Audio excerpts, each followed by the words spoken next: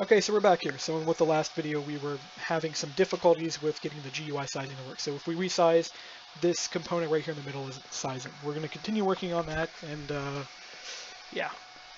So the first thing we actually need to do, and I probably should do this in the original place, I need to start changing the color of the backgrounds of the subcomponents now. So we're in the center frame, but now we need to go to the group frame and we need to change its background color. We're going to change this to something completely different. Let's do Cayenne, and then what we also want to then go to is the group array. So we want to change all of our array background colors real quick. And because I'm going to probably, no, I'll leave that there. I was about to say, because I'm probably going to forget this, I need to maybe do a running as dev, but we'll change it to something that you're not going to forget, like pink. So we can see the size of all of our components exactly. So we can see what's overlapping, what's not overlapping, what's sizing properly, what's not sizing properly. And then what we just need to do is we need to go through and fix things like this right here needs to be fixed. Like this needs to be get height. And then scroll bar needs to be set relative size, new GUI relative size. This 0, 0.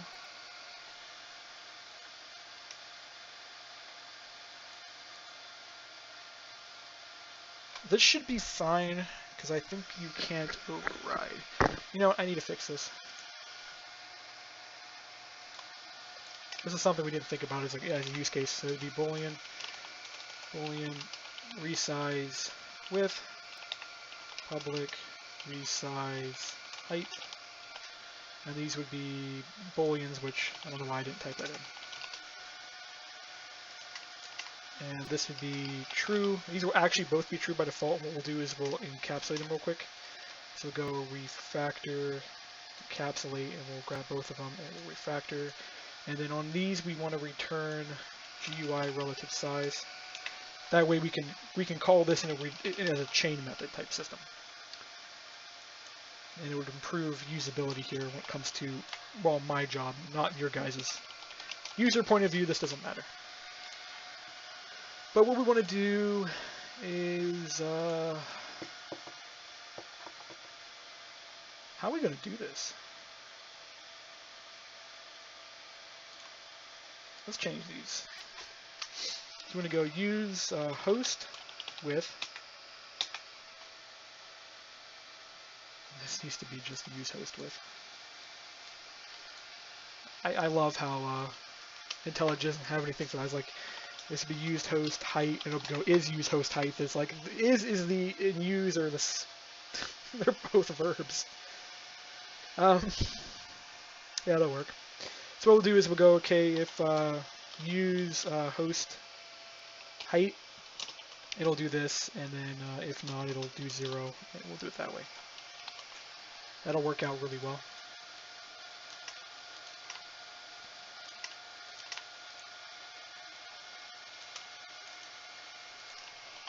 Okay, this will do. And then we come up to here and we want to force our width to be 9 because that's what it is.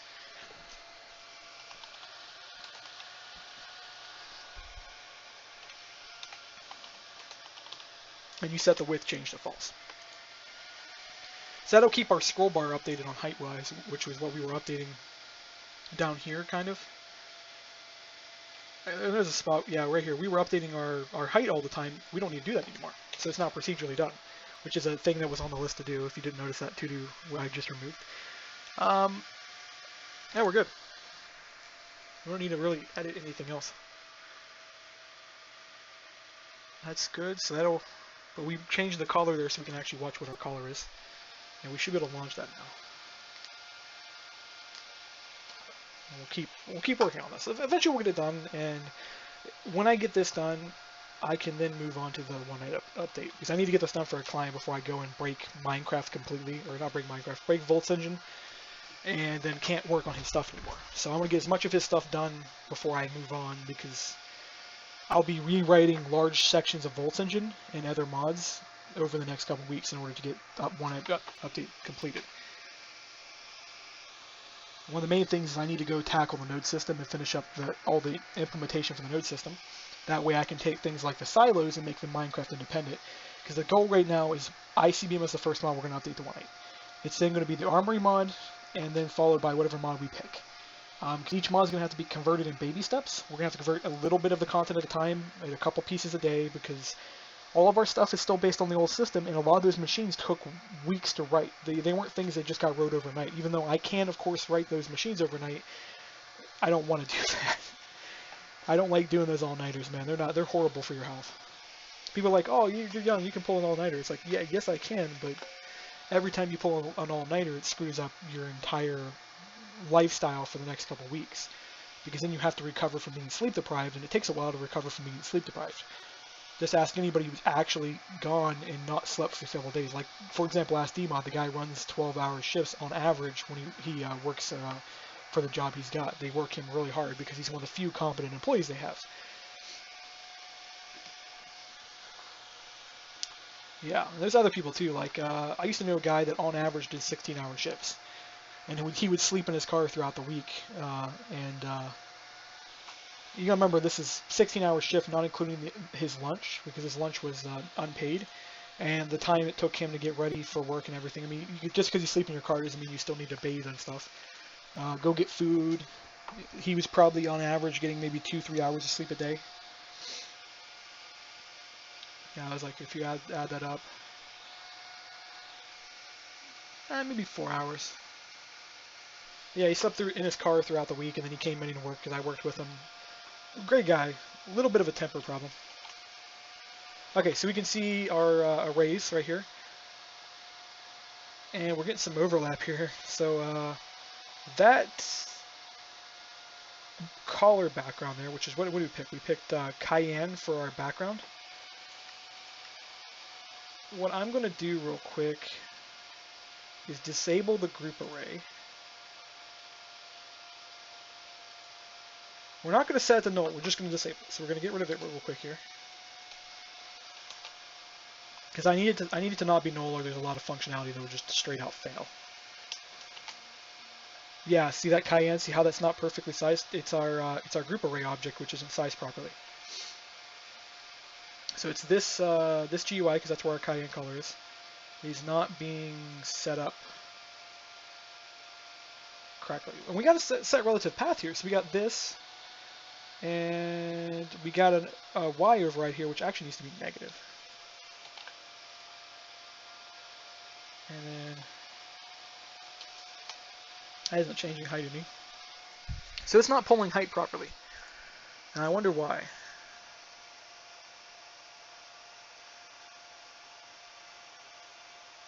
Could it be because we're doing something weird like that?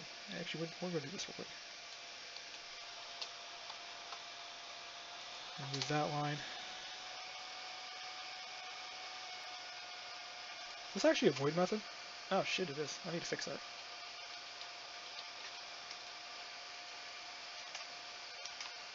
Make that easier to read real quick.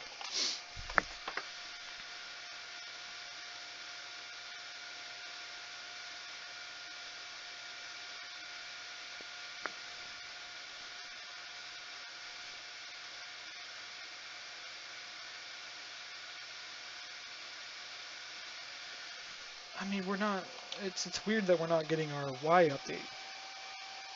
Because we pass in this object is the center frame, which we know from the yellow is clearly rendering at its proper size.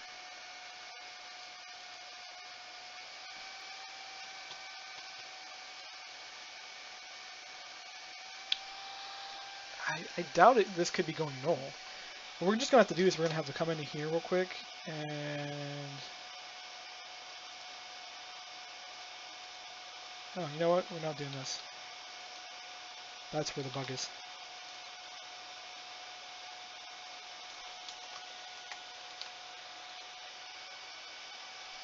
Still not updating.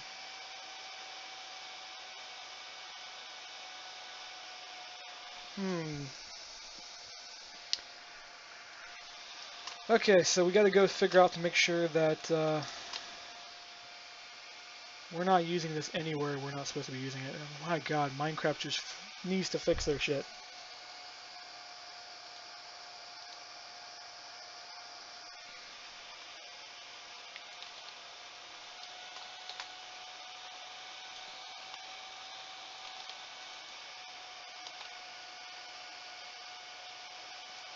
There we go. We fixed it. Yeah. There's so many spots like this.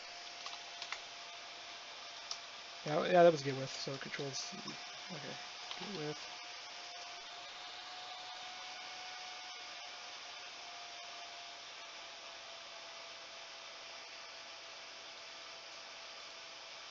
Okay, so what we're gonna do real quick, I'm gonna go to the super object, and I'm gonna do a really quick find in complete system here. So we're gonna hit find usage.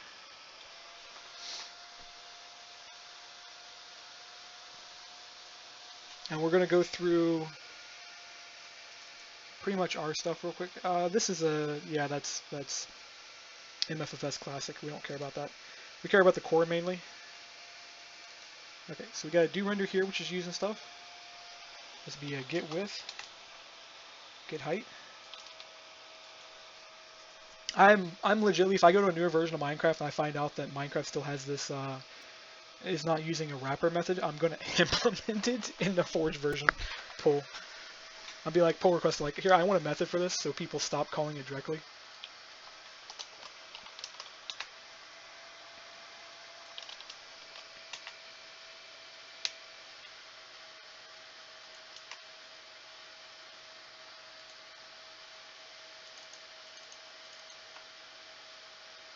About to say, I think I found where our stuff was double rendering, but that's not where it's double rendering at.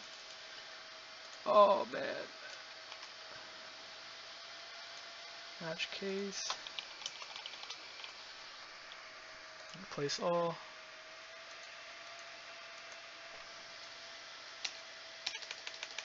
Of course we would have an issue like that.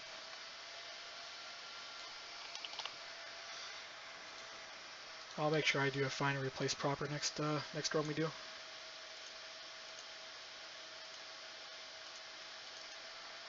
Okay, so the proper find and replace would be like this. We would go like that, and you would go get width.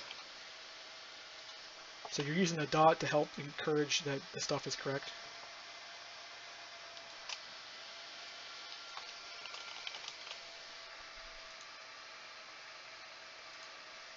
We'll do height next separately because I'm just going to go through and do all the width, and I'll catch whatever height checks we have with another run real quick. This will fix any bugs we have with the system not running properly. I have a feeling off the top of my head that there is a better way to do this. Like I could do like some kind of migration system, because I know people use migration systems when they update their mods to newer versions. It's one of the things that kind of helps quickly handle large-scale changes. But I've never used one, so I don't know how to use one right now. I'm not going to go through and learn an entire system, because it'll take me 3 or 4 days to learn it, and the quicker approach is just to go through and stop being lazy. We need to change so much stuff. Like this needs to be an X. Like this needs to be replaced by.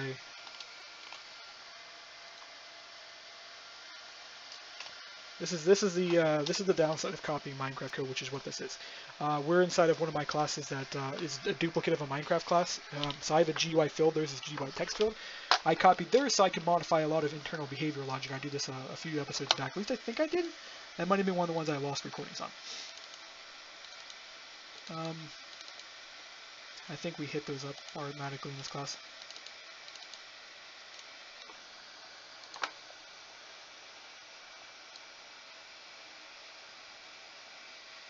I think we're good. So we're going to go ahead and close everything real quick. And then we're going to open this again. Oh wow, we got a whole bunch of these in here as well.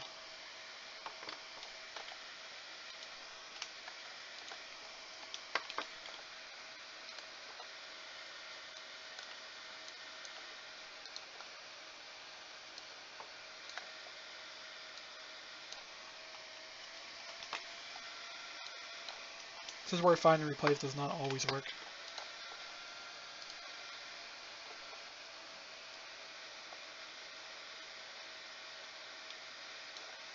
Why didn't that so we're going to do that real quick, and it'll be... This is why I need to learn the regex, because I could use regex to do this. And this needs to be comma, y, position, and replace that with pretty much the same thing, except we'll do that real quick, and actually put a space in it. Replace all. I got pretty much all of us. You know, they're all method calls now. But for those of you who are going to go, like, all the method calls are slightly slower. They're like nanoseconds. This needs to be get visibility. This would be visible. I'm trying to see if there's any other issues. Like, is this stuff I normally do off camera, and I'll go through and be like, are we doing something? Like, this would be hover state. I need to make a variable for that so we can rename that real quick.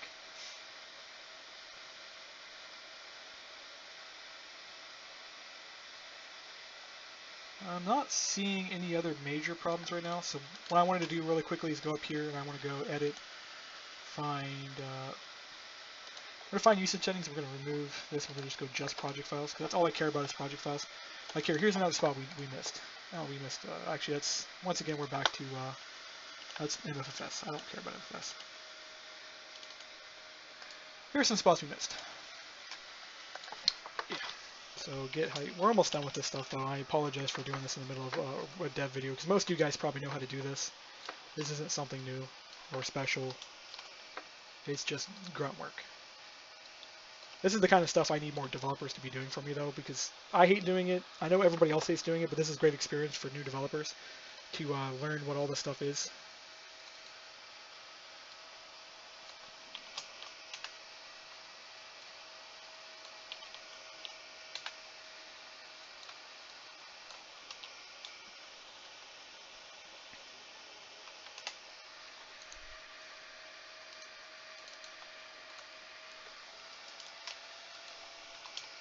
This is going to catch a ton of bugs. These are definitely things I need to... This needs to be recoded. This actually needs to be recoded to its utilize its system. There is a system already in place to handle the hover state, which is what I'm recoding right now. This is the hover state. This is how you detect to see if your mouse is over top something.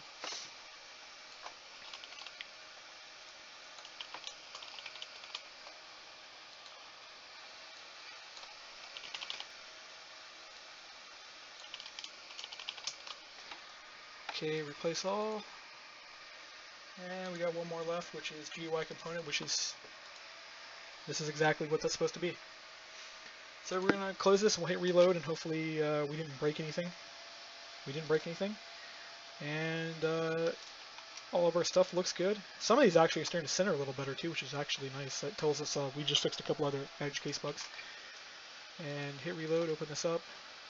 We are missing, oh yes, right, we disabled it. So close others.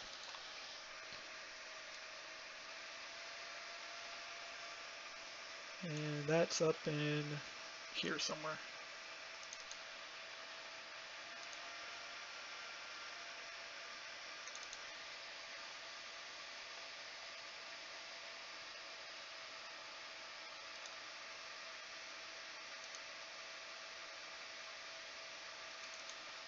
Okay, here we go. Now we just gotta do this real quick. And then we reload the GUI. And yeah, that looks good. So we can see by the nice purple look, which is the two colors overlapping and blending, because we have blending enabled. That's the reason why it does that. Our scroll bar's height's a little messed up though, if you didn't notice that. Yeah, this looks good. We could push these over to the edge now, but at this point our GUI is just kind of a little too big. That looks good. Scroll bar is going to need to be fixed, because it's rendering properly, but it's not. It doesn't think it's rendering properly.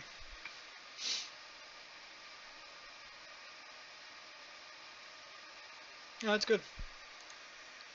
So yeah, we just got to keep going through here and ensure everything's working. So now we got to do these right here. These would just be the same thing. We just set relative size and position.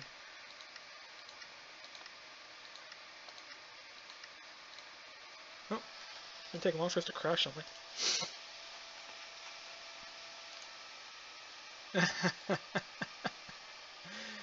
Okay. This needs to be super. This is the problem with doing find and replaces sometimes, is you'll cause bugs like these real easily.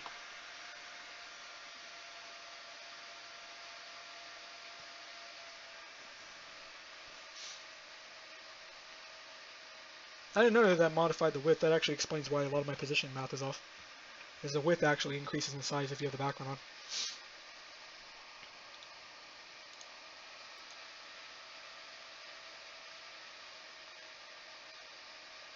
A lot of stuff I gotta come through here, and I gotta clean up a lot of this. Like, a lot of this has to be just run over with a comb real quick and just make sure it's not breaking. Because a lot of this is Minecraft-based code, and Minecraft-based code has a tendency to be broken. Like here, here's an empty boolean that isn't being used. No reason why it's there. It's just there. There's a lot of stuff that isn't used in this system. It's probably used in some other GUI. Yeah, that'll work. So what we're gonna do is, we'll get rid of the collars real quick. Actually, you know what we'll do? We'll go enable debug. If we'll go not, and then we'll return. No, so we'll go through and do that on everything, because then we can leave our collars there in case we ever need them again. So this is on frame groups, which we did that. Then we did GUI array, which is a component down here. And we put a color on that, so we'll put it right there. Return null. Then we got a collar on pretty much every major GUI piece right now. Some of these I may actually just change the color on, because we do want to get a slightly different color, but we probably want to catch these colors.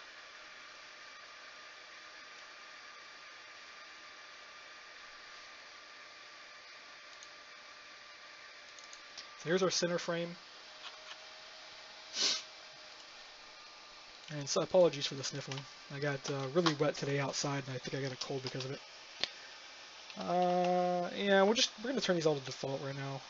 Actually, no, we're gonna color for this. Go public color background color equals new color. We'll make this static, so we're not recreating a color object every single tick. This will be just new color something. We'll do like 100. We'll just do that real quick so we can initialize the object, so then we can come through here and just kind of make a little darker center object. 85, yeah, and we'll just implement this real quick. And when I get the JSON system implemented, this will all be themable, so if you have like some medieval theme pack, you can come through here and recolor everything. Right now I just don't care enough to actually do that, so don't ask for that feature right now. It'll happen, so don't worry about it. Well, the reality, I probably should write that on my website rather than saying it in a video, because the likelihood of somebody watching this video, as a few other people have noted, these videos are not the most entertaining in the world. The people who watch these are people who are just trying to catch early glimpses on some of the work I'm doing, and they're not actually listening to what I'm saying. You can leave in the comment if you actually listen, I'll be amazed. Okay, so I'm going to do even darker for this one because we're going to have a lot of text rendering on this. And I think that's pretty much it. We got one more left here which to do, but this one's not implemented. I'll implement this one later. And we'll go, yeah, pretty much the same code. No difference here. And what we'll do is we'll set this color to be a little lighter than normal. Looks good. Now let's run everything and check to see if everything's running. And then while that's loading, I'm going to go ahead and hit up and fix a lot of the subframes here.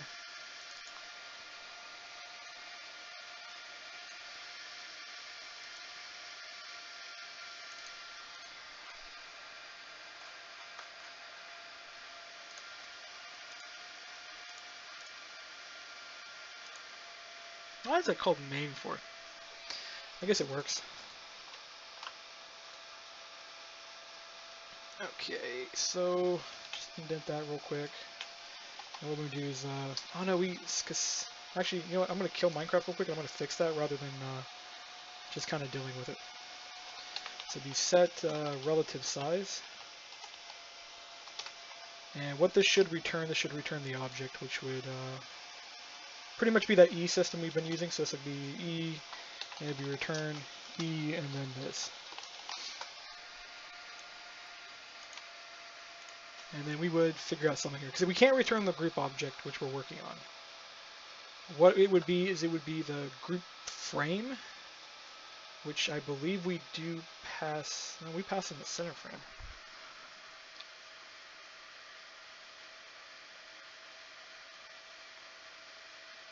We are setting the center frame, so what we can actually do is that'll work. We do GUI relative size, and this will be frame center, and I don't think we need to modulate the size at all. So just do that real quick, and of course that will position for us nice and magically. And then do that, and then we'll indent both of these on for this, so it's much easier to read. I have seen people, by the way, that'll have a list of like 30 of these, and I'm like, dude, if you got a list of 30 of these, just make a new object. It's faster. Minecraft does this, by the way, too. If you go look at its objects, it'll create a shovel, and it'll set everything, all the properties on the shovel. And I'm like, you already have a shovel object. Just go into the shovel object and then change all your data. I don't see why you're setting it exteriorly when you're going to be setting it anyways, no matter what you are going to do.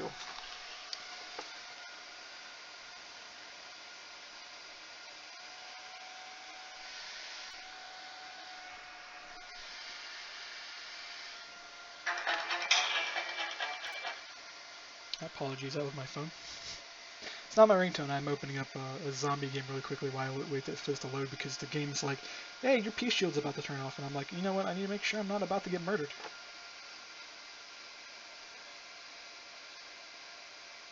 Oh man, I got 10 minutes to spare. The game's getting better about notifying you when your shield's about to turn off. It used to notify you after the shield would turn off, and like, your peace shield turned off, and I'm like, that's useless information, because if my peace shield turns off even for a couple seconds, I'm usually dead, because this game is filled with people that don't play fair, and it's filled with no-lifers. So you get no-lifers that are playing with cheats, and they know when somebody's shield turns off instantaneously. It's like they get a notification, like, hey, this guy's shield's turned off, and he likely has a lot of resources, go attack him. And of course I have tons of resources on my base, because I don't fight much in the game. So I'm basically a giant juicy piece of meat for PvP style players. Although they paid dearly when they tried to attack my base. The last guy lost 67% of his troops before he broke my walls. He underestimated the power of landmines, and I got tons and tons and tons of landmines. And he ran in with a whole bunch of vehicles thinking he could take me out, because I run with a lot of zombies, because of course this is a game about zombies where you can also use zombie troops. You got normal troops like guys with machine guns and swords and stuff. You get vehicles with nice rammy things on them, you get artillery and stuff like that. But then you can recruit biological weapons, which are zombies. Really cool game, actually. Yeah, everything looks good. We get that nice little fade color back here.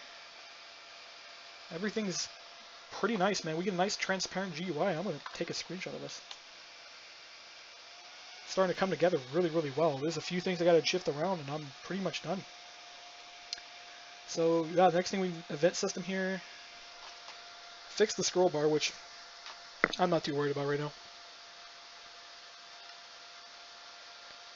And then, yeah, I gotta fix a lot of sub-GUI problems, because every time we pop into one of these are gonna be a little different. Actually, what we're gonna do is we're gonna go ahead and implement the array here. So we're gonna go to, this will be nodes. And we can close the rest of these objects real quick.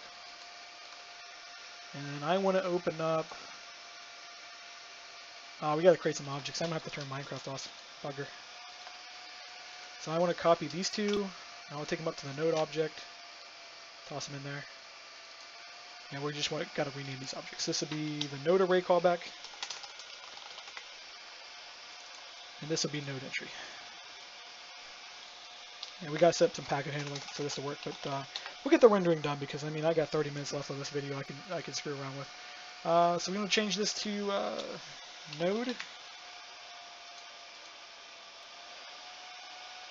Yeah, remove node dialog. Do you want to remove node, etc. from group? So that'll all change the same.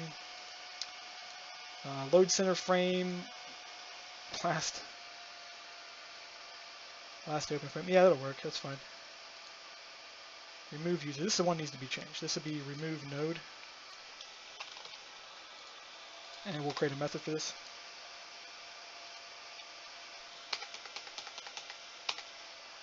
This will be profile ID.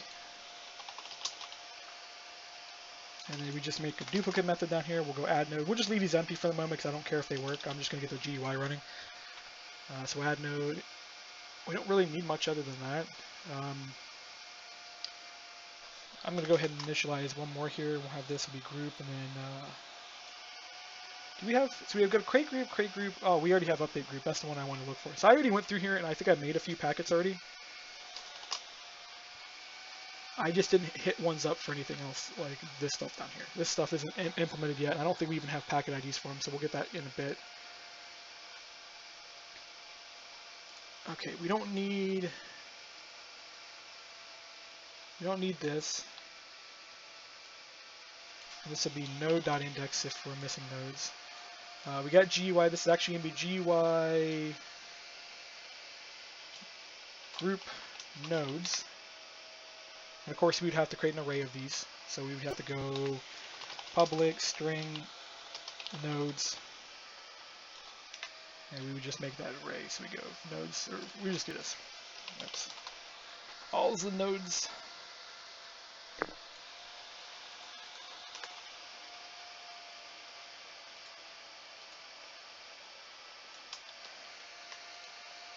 So we GUI group. There we go. That'll work. So that's all set up. That's actually remarkably pretty good. The width on that would be different. Although this is actually not used. This is actually only used in a supercall, and to be honest, it's not at all necessary. Which means we can actually ditch it. It is enabled. If nodes.index equals ignore, yeah, this isn't necessary. So the node is always pretty much enabled because the button itself is the one that'll be disabled, not its super object, so we don't need to worry about that. Yeah, we need to set this, and then get entity name, or get entry name, yeah, that's good. So, cool, this is all set up properly. Now we just got to go to the node entry and make sure we have everything. So we got remove node call here. We're setting the relative position, which is good. And this is going to be group something.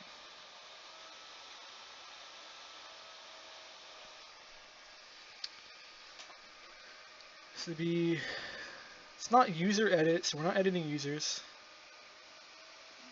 Permission remove. That's what we want. So that's our node permission system.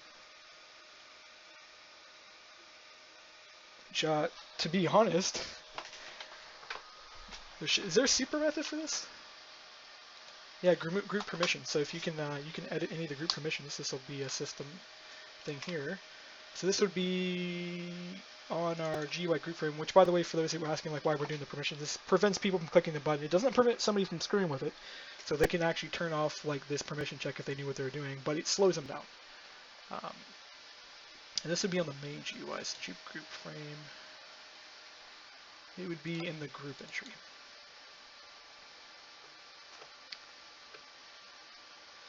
And this would be an update method, and we don't have one in here. Public void update. Put that there real quick, and then we got to get the correct method because this actually is update. That is what that is, and we need to copy it. Add override, and then pass in our super method so we make sure that we are getting our mouse hover state updated. And then what we want to do is we're going to go, okay,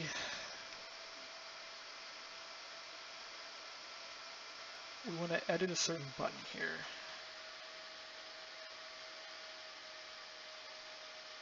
ID equals, where are we creating our buttons at? Oh, they're created down here. So, which button is which? Yeah, it's edit group, this is edit node, so it's button 1. So we go button on.set enabled if get host which we'll have to cast because it's not casted for us automatically. GUI access system .get player .has node, and we check the node, and if he has the node we're looking for, which this would be permissions, and then the node, and then import class. And we would do this on all of our stuff real quick, so let me go ahead and initialize the rest of them. So there should be a group settings one. So this would be group. Actually, just do group. If you have permission for group, you're good. I'll make a variable in like 2 seconds for it though. Actually, you know what? Yeah, we'll make one. Because I made one for the entire profile settings one as well. So this would be settings. Yeah, settings with S. Okay. This would be group. Because I could give somebody the ability to, say, add people to the group or even edit permissions, but maybe I don't want to edit the group settings. And the group settings could be like a variety of things, like is this group public or hidden? There's a list of things we can actually do, and I'm on the wrong page. So this would be group settings, and this would be group user.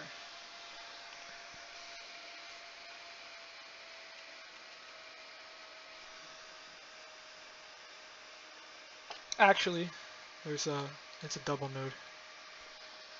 So we want to do this, or we want to do if they can remove. So if you can remove or add a user, you can open up the user editing GUI. To be honest, that's also the same thing we need to do with the one below it, or the one above it.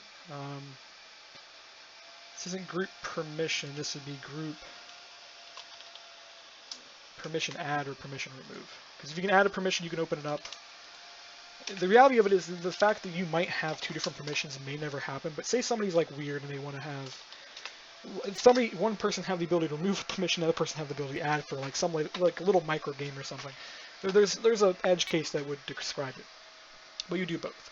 Settings is still going to be just settings because I'm not going to make a node per setting and then run through them all, but I want to make sure I have nodes for all this stuff. Yeah, that's good. And these nodes will be customizable eventually. I'm not going to customize them right now. So we've got that. Now we want to get back to our node entry, I guess. And this will we'll change the name of this to remove node button. Remove node button. Trying to make sure there's no player object stuff left in here. Because after all, we just did copy and paste a whole button here. It all looks good. So that covers that. And then we would come over to our group nodes here, and we just need to come and grab basically everything that's in here. Why is that a remove user button? That's an add, I think. Oh, we're in a user entry class. That's the reason why I'm confused. Okay, so we want to copy this stuff to this class.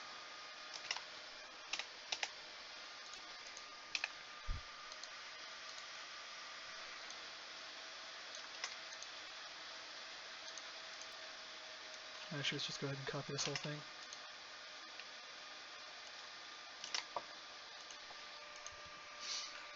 And we just have to update a few things, so we have to just replace users with nodes, replace all. This isn't access users. This would be basically nodes. This would be group.get nodes.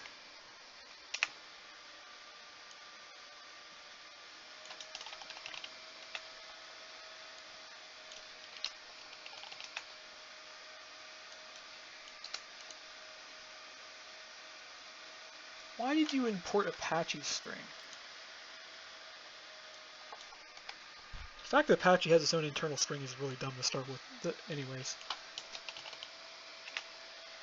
Okay, that looks good. That looks good. Everything pretty much looks good. And this needs to be add node.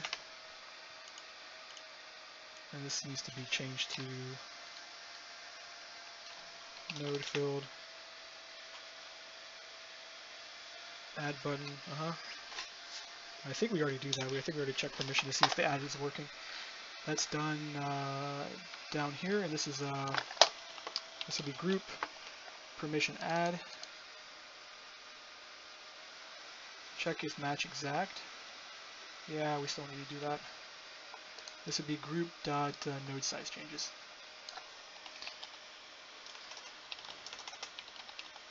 Get nodes dot size does not equal nodes dot length. And this needs to be get nodes dot size.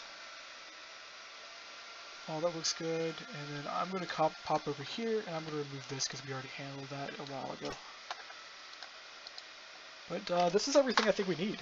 So that's good. We just got to change things like this. You got to set relative width and height, which I'll do here later, and various other things. The main point of this is just getting everything functional now. So we're done with users. You can add or remove users. You can customize that. We fixed a lot of the problems with the GUI layout and resizing and positioning. Now we're hitting up nodes, which is the last really major piece we need to deal with, because things like settings, you guys can do without those. Those are things I can add later. They're not important. What is important is the ability for us to make sure the groups can be set up properly and run properly for however you want to do it. Although we still need to add an add group button, but I'll get to that later. And then I'm going to probably hop over to the global settings system for the machines next, because that's actually what I've been slowly building up to. The groups is something I did need to prevent the sentry guns from shooting other players, but now I need the global settings system for the sentries, so the sentries can share what targets they're allowed to shoot or not. Right now those are locally set per sentry gun, which is going to remain. You're still going to be able to locally set them per sentry gun, but what you're also going to now be able to do is make settings groups and then have those settings groups be inherited to each sentry gun, so you don't have to recode every single sentry gun to be targetable. Upon other things, there's a lot more work I got to do. So the reason I was dodging working on the sentry guns for the longest time is because I still got like maybe a month or two worth of work just on the sentry guns to get them up to where I need them up to be. So I still got to do upgrades for them. I got to improve the AI logic a lot more. I got to fix the aiming logic so if a person's partially sticking out from behind a block trying to snipe the sentry gun can shoot at him and not be obscured because somebody figured out how to trick the hitboxes on the sentry guns, which is something you can do right now. I also got to add advanced AI logic for the certain types of sentry guns. For example, a sentry gun that could shoot through a wall should be able to detect if he can shoot through that wall and start shooting through it, or shoot through glass is a big thing. I think that's already doable. I think I got to maybe program the bullets to do that though. There's a lot more hitbox stuff that needs to be handled. Customization stuff needs to be handled. Anti-air logic probably needs a lot more work. Right now, I know we can shoot down missiles. We did a video on that already, where I was working on that. Okay, so we can do all this stuff now. Here's our nodes, so we can remove our nodes now. So I'm not going to remove anything. We're missing our add buttons though. Those seem to have we're missing our add buttons on this screen too. I think those got thrown off the edge of the screen.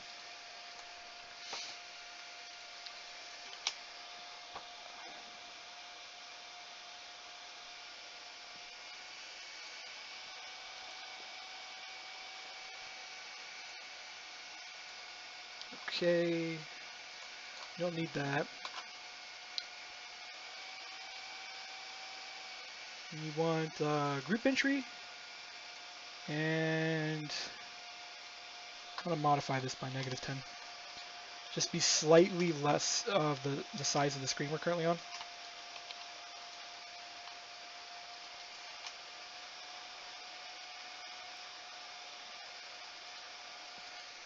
Okay, so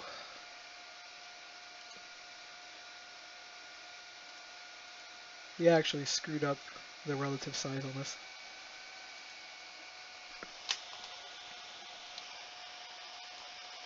This is what we actually want. We want our relative size to be controlled by the group frame size.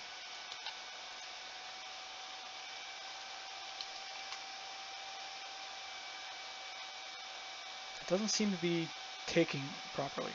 I mean, the scroll bar acts like it's actually the correct size. Okay, here we go. These are updated the right size now. There we go. There's our missing add buttons. I'm going to leave them like that, or actually, you know what? I'm gonna fix it so that they're this right size. And then what I'm going to do is I'm going to modify where the add buttons are because I don't want them that close to the bottom. Because if we reload, click this, click that. Okay, yeah, they're too close to the bottom. We want them to be a little higher up.